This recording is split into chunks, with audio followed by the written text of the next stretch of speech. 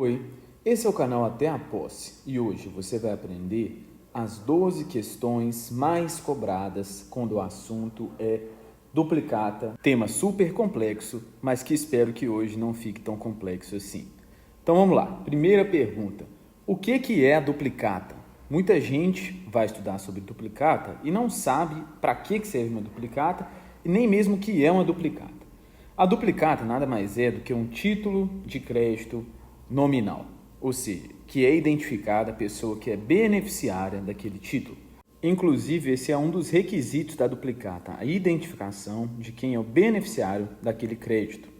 Na duplicata, por si só, existem duas figuras, o vendedor e o comprador. O vendedor, aquele que está vendendo um produto ou um serviço, e o comprador, quem está comprando, sendo ele o devedor da quantia que consta da duplicata. Basicamente, essas duas figuras, elas acordam em uma compra e venda mercantil, uma prestação de serviço, e o vendedor emite a duplicata e ele passa essa duplicata, apresenta ao comprador para que ele aceite essa duplicata, que nada mais é ele conferir as informações e ver se é aquele produto mesmo, aquele serviço mesmo, que está descrito na duplicata. Depois que ele aceita a duplicata, ela pode circular e o vendedor, geralmente, vai passar essa duplicata a uma instituição financeira, um banco, para que ele antecipe o crédito, para que ele receba o dinheiro de forma antecipada e, posteriormente, o comprador, ao pagar a duplicata, ele vai pagar diretamente ao banco, também chamado de sacado. Dessa forma, a duplicata é um título que possibilita a circulação e a antecipação do crédito.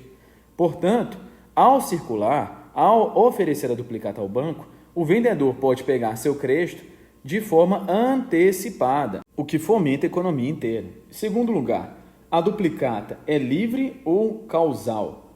A resposta para isso está na própria origem do negócio que movimenta a duplicata, porque a duplicata é um título essencialmente causal que só pode ser emitido em uma compra e venda mercantil ou em uma situação de prestação de serviço. Lembra que eu falei que a duplicata serve para antecipar o crédito e facilitar para as empresas? Justamente as empresas que estão prestando um serviço ou as empresas que estão vendendo um produto, uma compra e venda mercantil. Então, a duplicata geralmente é um título que vai favorecer esse tipo de sociedade. Terceiro lugar, essa questão da duplicata só poder ser emitida numa compra e venda mercantil, uma prestação de serviço, não atrapalharia a circulação do título? Porque, pensa bem, e o banco ou o terceiro que ficar com essa duplicata na mão? Que garantia que ele tem de que aquele serviço vai ser prestado ou que aquele produto vai ser entregue? E se não acontecer essas situações? E se o vendedor não cumprir com sua palavra? O terceiro vai ser prejudicado? De acordo com o que entende o STJ no informativo 640 de 2018, depois do aceite e da circulação, a duplicata ela deixa de ser um título vinculado à causa de origem, ou seja, ela vai adquirir abstração e autonomia, pois ela é causal apenas no momento da emissão. Portanto, ao circular, ela desvincula do negócio de origem e as exceções pessoais não poderão ser opostas ao terceiro de boa-fé. Dessa forma, esse terceiro fica protegido, uma vez que ele não tem nada a ver com a obrigação do devedor. Em quarto lugar, quais requisitos principais da duplicata? São vários requisitos, mas vou estar pontuando os principais que você não pode esquecer. Em primeiro lugar, temos a data de emissão, ou seja, quando aquela duplicata foi emitida, quando ela se tornou um título de crédito pela primeira vez. Em segundo lugar, temos o valor da dívida, ou seja, qual o valor da dívida do comprador em relação ao vendedor. Em terceiro lugar, qual a data de vencimento, ou seja, a partir de que data o comprador está obrigado a pagar aquela duplicata a quem estiver em sua posse. Em quarto lugar, nome e endereço, tanto do comprador quanto do vendedor, para facilitar a localização destes. Quinto lugar, número do pedido de venda. Sexto lugar, número da nota fiscal. E por fim, um requisito que aparece bastante em provas é a palavra duplicata, ou seja, na própria duplicata tem que ter o nome duplicata para valer como um título de crédito de duplicata. Portanto, temos a palavra duplicata, o número da nota fiscal, número do pedido de venda, nome e endereço do comprador e vendedor, data do vencimento, valor da dívida e data de emissão. Quinta pergunta, nos casos de venda para pagamento em parcelas, quantas duplicatas podem ser emitidas? Conforme disposição legal, nos casos de venda para pagamento em parcelas, vai poder ser emitidas uma única duplicata, ou seja, a primeira opção é emitir apenas uma duplicata em que discriminará todas as prestações, ou seja, naquela única duplicata contém as informações discriminadas de todas as prestações e seus vencimentos. Segunda hipótese é ser emitidas série de duplicatas e cada duplicata representar uma prestação específica, ou seja, única ou série. Em sexto lugar, qual a principal diferença entre o cheque e a duplicata com relação ao tempo de pagamento? Ou seja, quando que o devedor deverá pagar o cheque e quando deverá pagar a duplicata e quais são as possibilidades. O cheque, de acordo com a lei, é uma ordem de pagamento à vista, ou seja, o cheque, via de regra, ele não deve ser usado para pagamentos a prazo, sendo que o pagamento a prazo, o cheque pós-datado, foi uma criação para atender o mercado, mas não estava na intenção original ali do legislador, tanto que o STJ teve que criar disciplinas jurisprudenciais a respeito desse tema, uma vez que o cheque, via de regra, é um pagamento à vista. Já a duplicata, ela sim é o título que foi criado para as vendas a prazo, pois a duplicata, ela representa uma dívida decorrente da transação comercial. Ou seja, se existe ali uma transação comercial, o objetivo do mercado é conceder o crédito para que haja uma circulação de dinheiro de forma mais eficiente. Portanto, a duplicata, sim, foi criada para as vendas a prazo, enquanto o cheque, inicialmente, é uma ordem de pagamento à vista. Lembrando, portanto, que a duplicata ela serve para transações comerciais que geralmente são cumpridas a prazo. Em sétimo lugar, qual o prazo prescricional da pretensão à execução da duplicata? Ou seja, qual que é o prazo que o credor tem para executar uma duplicata que não foi paga em seu vencimento? Quando que o devedor, até quando ele poderá executar através de uma ação judicial? Tem 3 prazos principais que são extremamente cobrados em prova que você tem que memorizar. Em primeiro lugar, o prazo em relação ao sacado e aos seus avalistas. Lembre disso, o sacado na duplicata, ele é o devedor principal, aquele que foi responsável pelo aceite da duplicata, aquele que concordou com as informações que estavam contidas ali no título, na duplicata. Portanto, o sacado, que era o devedor principal, e os seus avalistas, aquelas pessoas que respondem conjuntamente, que garantem a prestação do sacado, para a cobrança dessas pessoas específicas, o prazo é de 3 anos e ele vai ser contado a partir da data do vencimento do título. Portanto, contra o sacado e seus avalistas, o credor tem 3 anos para ajuizar uma ação para cobrança a contar do vencimento do título. Em segundo lugar, temos o prazo que o credor dispõe contra os endossantes e seus avalistas. O endossante nada mais é aquele que circulou o título de crédito, que passou para outra pessoa, aquele que passou para um terceiro e garantiu que aquele título era bom, que ele tinha liquidez, que ele era um título certo, uma dívida certa. O prazo é de 1 ano para a cobrança. E esse 1 ano vai ser contado do protesto e não do vencimento. O que é o protesto? Nada mais é que uma forma de publicizar que aquela pessoa está te devendo. Então você vai no cartório de protesto e protesta aquele título, ou seja, inscreve aquele devedor como uma pessoa que publicamente está te devendo alguma coisa.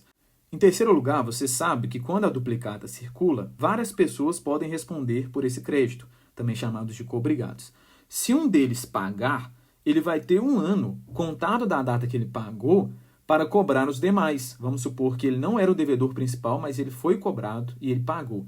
Ele tem 1 ano para ter seu crédito ressarcido do devedor que era considerado o principal.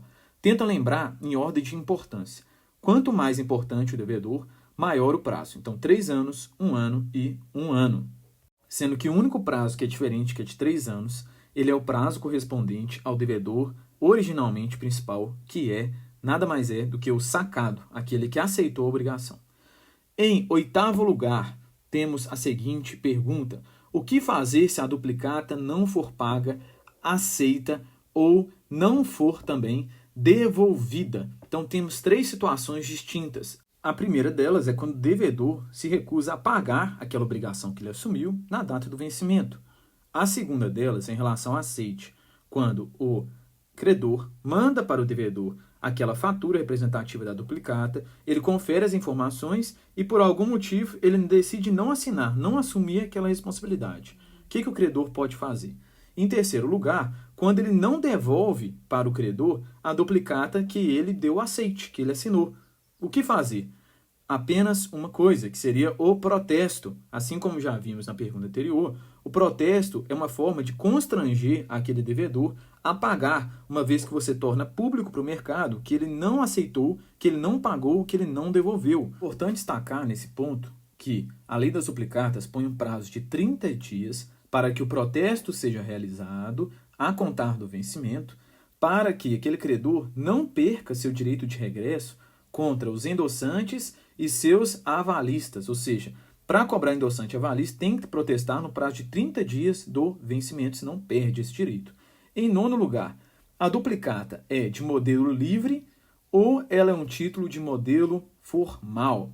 Nesse sentido, é importante destacar que temos títulos que são livremente feitos e títulos que os modelos são previamente estabelecidos, e no caso da duplicata, ela é um título de modelo formal, pois ela possui um padrão obrigatoriamente a ser observado, e esse padrão é estabelecido pelo CMN, basicamente estabelecido pelo Conselho Monetário Nacional, órgão responsável por ditar qual seria a formalidade e o padrão formal para padronizar e evitar possíveis fraudes e possíveis problemas quanto às duplicatas. Em 10º lugar, qual seria o prazo de devolução? Lembra que eu falei que a duplicata ela pode ser protestada por falta de pagamento de aceite ou devolução? Então, qual é o prazo que o devedor tem para devolver a duplicata ao credor? Nesse sentido, disciplina a lei que, se a obrigação não for à vista, ou seja, se ela não for para pagar naquele exato momento, deverá ser devolvida pelo comprador ao representante dentro do prazo de 10 dias. Ou seja, o vendedor envia a duplicata ao comprador e este comprador, no prazo de 10 dias, deve devolver a duplicata ao vendedor como uma forma que ele tem de garantir que aquele título vai ser pago, que ele é o credor, uma vez que um dos princípios do título de crédito é a cartularidade. Quem tem o título é, geralmente, presumidamente, o credor. E esse prazo é contado da data da apresentação. A partir do momento que foi apresentada aquela duplicata ao comprador para que ele aceite, para que ele dê uma assinatura reconhecendo a obrigação, ele tem 10 dias para devolver. Em 11º lugar, quando o aceite pode ser recusado, uma vez que ele tem esse prazo para analisar se ele vai aceitar ou não, que situações ele pode recusar, já que sabemos também que, via de regra, o aceite na duplicata ele é obrigatório. Então, é estabelecida por lei algumas situações em que esse aceite poderá ser recusado por esse comprador de mercadorias ou de serviço. Em primeiro lugar, quando as mercadorias não forem entregues dentro do prazo, ou seja, quando não for obedecido o prazo acordado entre as partes, pode sim ser recusado o aceite. Em segundo lugar, quando o produto adquirido chega, de certa forma, danificado, ou ele chega ali para aquele comprador em quantidade menor do que foi acordado, em número menor.